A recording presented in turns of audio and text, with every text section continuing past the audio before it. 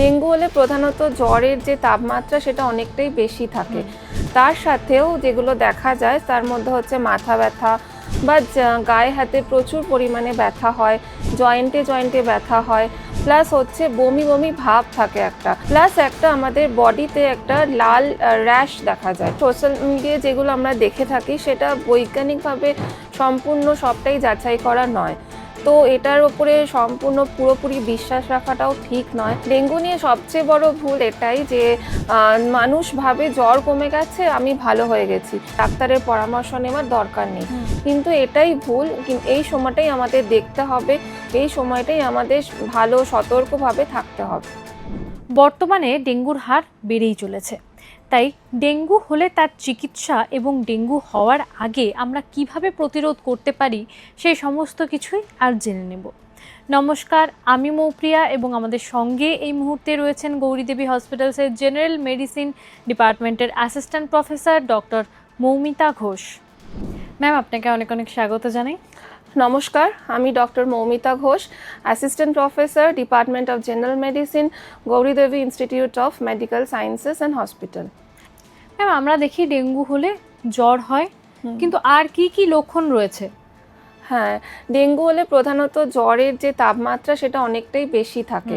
তার সাথেও যেগুলো দেখা যায় তার মধ্যে হচ্ছে মাথা ব্যথা বা গায়ে হাতে প্রচুর পরিমাণে ব্যথা হয়, জয়েন্টে জয়েন্টে ব্যথা হয়, প্লাস হচ্ছে বমি বমি ভাব থাকে একটা, বা বমিও অনেকের থামেই না, বমিও অতিরিক্ত পরিমাণে হয়, প্লাস একটা আমাদের বডিতে একটা লাল র্যাশ দেখা যায়, যেটা অনেকটাই একটা ডেঙ্গুর একটা প্রধান চিহ্ন, যেটা দেখে আমরা বুঝতে পারি অনেক সময়। কিন্তু এই যে সব কটা সিমটমস আমি বললাম, এটা সব সময় সবার হয় না, কিছু কিছু ক্ষেত্রে হয়, আবার কারোর এগুলো থাকে না। তো জেনারেলি যখন জ্বর আসে, অতিরিক্ত পরিমাণে জ্বর আসে, তখন আমাদের এই ডেঙ্গু টেস্টটা করে নেওয়াই হচ্ছে একটা ভালো উপায়। ডেঙ্গু নিয়ে সবচেয়ে বড় ভুল কোনটা, যেটা সবসময় মানুষ করে থাকে? হ্যাঁ, ডেঙ্গু নিয়ে সবচেয়ে বড় ভুল এটাই যে মানুষ ভাবে জ্বর কমে গেছে, আমি ভালো হয়ে গেছি, কিন্তু এটা একদমই ঠিক নয়। ডেঙ্গুর প্রধান যে ক্রিটিক্যাল ফেজ, আমরা তিনটে ফেজ জেনারেলি ডেঙ্গুতে পাই। ফার্স্ট হচ্ছে ক্লিনিক্যাল ফেজ, তারপরে একটা ক্রিটিক্যাল ফেজ আসে, সেটা জ্বর যখন কমে যায় তারপর থেকেই শুরু হয়। তো এই পিরিয়ডটা জেনারেলি 24 থেকে 48 ঘন্টা জ্বর কমে যাওয়ার পর, এই পিরিয়ডটাই আমরা ক্রিটিক্যাল ফেজ বলি। মানুষ যেটা ভাবে যে জ্বর কমে গেছে, আমি ভালো হয়ে গেছি, আমার আর কোনো ডাক্তারের পরামর্শ নেওয়ার দরকার নেই, কিন্তু এটাই ভুল। এই সময়টাই আমাদের দেখতে হবে, এই সময়টাই আমাদের ভালো সতর্কভাবে থাকতে হবে, এইটাই হচ্ছে প্রধান ভুল। ম্যাম, কোন পর্যায়ে গিয়ে আর একটু দেখি না বলে হাসপাতালে যাওয়া জরুরি? হ্যাঁ, ডেঙ্গু যখন জ্বর আছে তার সাথে সাথে প্রচুর পরিমাণে বমি হচ্ছে, প্রচুর পেটে ব্যথাটা বাড়তে থাকছে, প্লাস যখন রক্ত মাড়ি থেকে বা অন্য কোথাও আমাদের বডি থেকে রক্তপাত হচ্ছে, যখন আমরা দেখছি ইউরিন যেটা লেস, আউটপুটটা অনেক কমে গেছে, ইউরিন হচ্ছে না, এই সময় আমাদের অবশ্যই ডক্টরের পরামর্শ নেওয়া উচিত, এবং এই সময় অবশ্যই আমাদের পেশেন্টকে ভর্তি করা দরকার, কারণ এই সময় থেকে ক্রিটিক্যাল ফেজ যেটা বলে থাকি শুরু হচ্ছে, আমাদের পেশেন্টকে ভালোভাবে মনিটর করতে হয়, তো এই টাইমটা খুব গুরুত্বপূর্ণ। ম্যাম, এই মুহূর্তে দাঁড়িয়ে মশার প্রচুর উপদ্রব বেড়ে গিয়েছে, তো মশার হাত থেকে কিভাবে বাঁচবো? অনেক ডক্টর যারা রয়েছেন তারা বলেন ধূপ বা যেগুলো আমরা মশা মারার জন্য ইউজ করি সেগুলো ইউজ করা যাবে না। হ্যাঁ, এই বর্ষাকালে যে জমে থাকা জল থাকে, এইখান থেকেই জেনারেলি যে এডিস মসকিউটো, এটার বংশ বিস্তারের প্রধান কারণ। তাই আমাদের বাড়ির আশেপাশে যেখানে জমে থাকা জল থাকে, যেমন টব, টায়ার, কুলার বা অন্য কোনো পাত্রে যেখানে জল জমে থাকে, সেগুলো আমাদের জমতে দেওয়া যাবে না। প্লাস আমাদের ফুল স্লিভস হাত পা ঢাকা জামা পরতে হবে, আমাদের জানলা দরজায় নেট ব্যবহার করতে হবে, এবং রাত্রেবেলায় মশারি ব্যবহার করাটাই আমাদের সেফ। তো এইভাবে আমরা অনেকটাই এই ডেঙ্গু যে মশা, এটার হাত থেকে অনেকটাই আমরা বাঁচতে পারি। আর যে ধূপ বা মসকিউটোস যেগুলো আমরা মারার জন্য ব্যবহার করি, সেটা অতিরিক্ত ব্যবহার করলে আমাদের শ্বাস প্রশ্বাসের একটা কষ্ট হয়।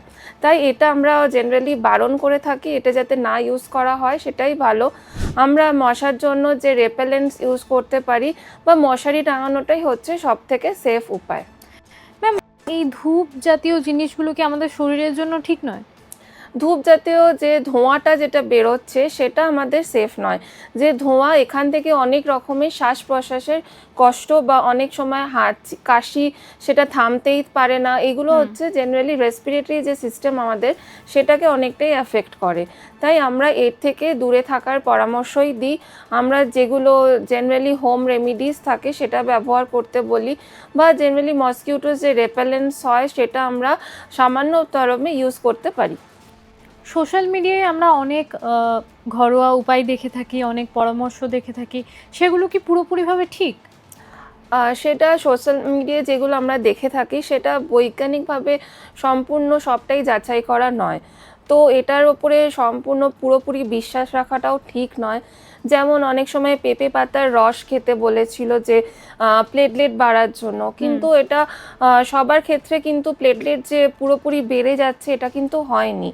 তাই বৈজ্ঞানিকভাবে এটা আমাদের দেখা হয়েছে এটা সম্পূর্ণ এর আগেনস্টে মানে ঠিক নয়। তো এটার ওপরে আমরা পুরোপুরি ভরসা করব না, আমরা অবশ্যই ডক্টরের পরামর্শ নেব এবং সেইভাবে আমরা চিকিৎসা করব। ডেঙ্গু নিয়ে মানুষের মধ্যে অসচেতনতা রয়েছে নাকি ভয়টা বেশি?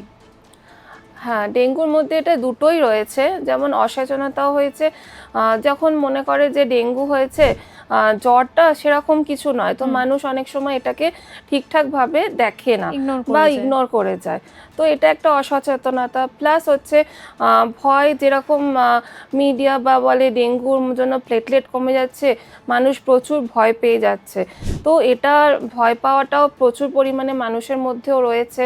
তো আমাদের মেন উপায় হচ্ছে আমাদের যখনই জ্বর আসছে আমাদের ডক্টরের পরামর্শ নিতে হবে, এবং যদি সে ডেঙ্গু পজিটিভ রিপোর্ট পায় তার প্রধান চিকিৎসা হচ্ছে আমাদের অতিরিক্ত জল পান করতে হবে বা শরীরকে হাইড্রেট রাখতে হবে। এটাই হচ্ছে ডেঙ্গুর একটা প্রধান চিকিৎসা। প্লাস আমরা অতিরিক্ত পরিমাণে ব্যথার ওষুধও খাবো না। নিজে নিজে অতিরিক্ত যে ব্যথা হচ্ছে, জ্বর কমছে না, ব্যথার ওষুধ একদম খাবো না। জ্বর হলে প্যারাসিটামল খাবো।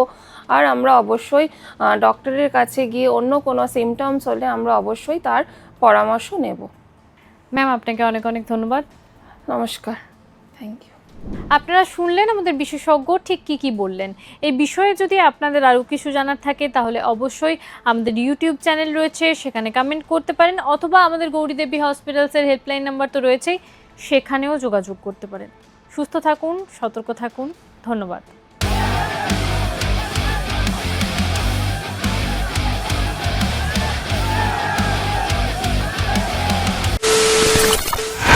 খবরের নামে প্রতিদিন সন্ধে আপনার ড্রয়িং রুমে কি শুধুই চিৎকার চেঁচামেচি খেয়ে আসে? বিতর্কের নামে চলে গালাগালি আর কাদা ছোড়াছুড়ি। এবার সময় পরিবর্তনের, কারণ আমরা কান ফাটানো চিৎকারে বিশ্বাস করি না। আমরা বিশ্বাস করি খবরের সত্যতায়। আমরা কোনো পক্ষের হয়ে গলা ফাটাই না, আমরা সাধারণ মানুষের হয়ে প্রশ্ন তুলি। চিৎকার নয়, শুধু খবর হবে যেখানে বিতর্ক আছে কিন্তু কুৎসিত ঝগড়া নেই।